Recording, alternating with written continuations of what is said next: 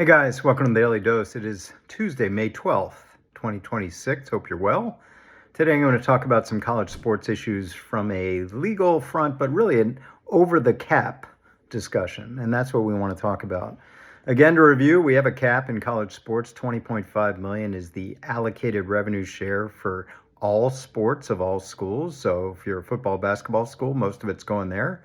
If you're a basketball-only school, primarily with NIL, then you don't have to worry about going over $20.5 million unless you're actually going to spend that on a basketball team.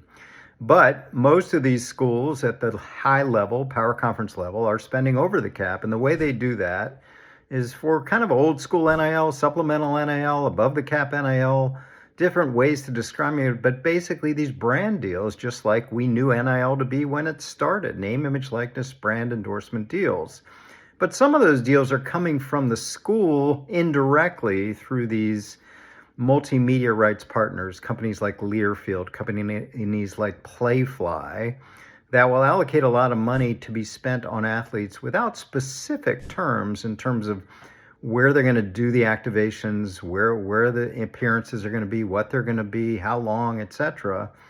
And it's been a test case now with Nebraska. A bunch of Nebraska football players signing these deals with an extraordinary allocation from their multimedia rights partner Playfly, reported to be over $10 million towards that. So it was challenged by the CSC. The deals weren't approved. It goes to an established practice of arbitration, and the arbitrator has now ruled, and then ruled for Nebraska, meaning these deals have to be redone, reworked, refigured out, and then submitted for approval. They are now rejected, so those players are not getting their money as we speak now. What this means, well, we're going to figure it out. We're going to see if this leads to more rejections from the CSC, College Sports Commission, which is overseeing this for the NCAA. We're going to see if brand deals for all major football schools, basketball schools, we're going to see much more rejected. And in the backdrop of this is the plaintiff's lawyer for the House settlement, Jeffrey Kessler, is suing, basically saying these MMR deals should not even be legislated by the CSC. They're outside of their purview, which is only supposed to cover boosters and collectives and direct affiliates of the school. So we're in an inflection point right now about this over-the-cap spending.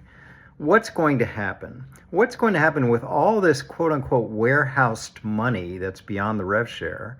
And will it be allowed? It's a test case. We don't really know the effect now, especially if these Nebraska athletes can simply resubmit, rejigger, redraft, and it's working. So we'll find out. The bigger issue, again, May 27th, there's a hearing by the lawyers for the House settlement saying we shouldn't even worry about these kind of deals.